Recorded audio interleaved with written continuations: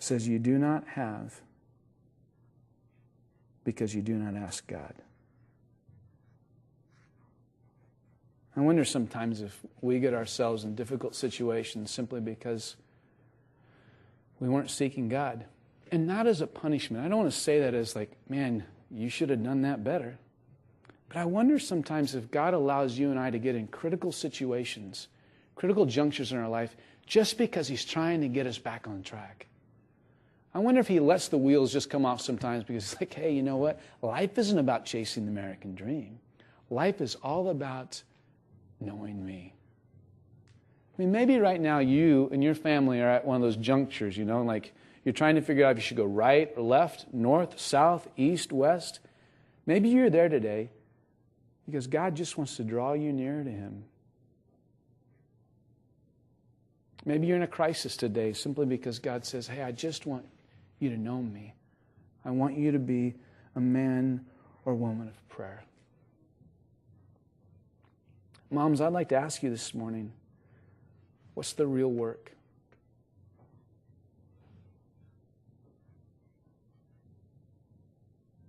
And are you doing it? Men, I'd like to ask you this morning, what's the real work? What's really going to matter? And are you really doing it? Are you investing your life in something that lasts? 2 Chronicles chapter 7 says, if my people, this is God talking, listen to Him. He says, if my people who are called by my name will humble themselves and pray and seek my face and turn from their wicked ways, then will I hear from heaven, will forgive their sin, and will heal their land. This is what God says. If my people will humble themselves, will downshift, will say, hey, I don't really have control over him and her in this situation. This is out of my ability to control. If my people will simply humble themselves and say, hey, this is outside of my control. And if those people pray, watch. You watch. And I'll do something powerful in their life. Man, what's the real work? What really matters? The real work is prayer. Every week we have a couple of minutes where we chew on these things that we talk about. We're going to do the same thing today. I'm going to ask all around the auditorium if you with me would bow your head. Just bow your head with me. If you have your spouse sitting next to you, this would be a great time. You could reach over and grab their hand. But I'd like you to chew through some of these things and ask yourself some of these important questions.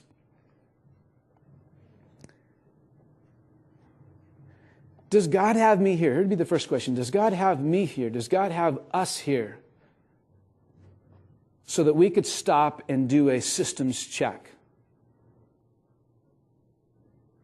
Is God my priority? Is God the priority in our home?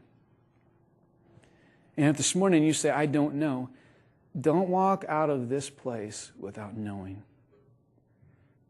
If you've never asked Jesus Christ to come into your life, this would be the moment to say, Jesus, I want you to come into my life.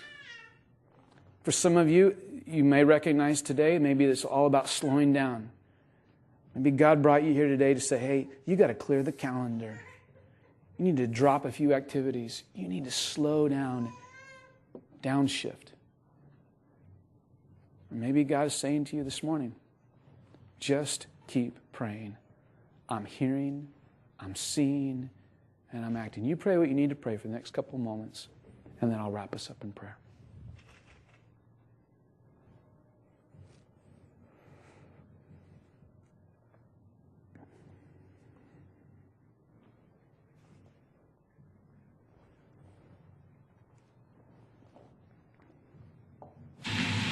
Thanks so much for being a part of our Sunday morning teaching time. I pray that it's been a blessing to you. My encouragement is don't let it end here. My hope is not that you would simply be entertained or that you would be just simply moved in this last half hour, 45 minutes we've had together. My prayer is that God is changing your heart, and your soul. One of the great ways to make sure that change continues to happen is to be part of a team. One of the best ways to be part of a team is to be a part of a local church. If in any way Discovery Community Church can be that local church for you, or we can help you be on your team, we'd like to know. You can email us by visiting the website, www.discochurch.com. You may also call us directly at 253-761-1357. Again, don't let it end here. God bless.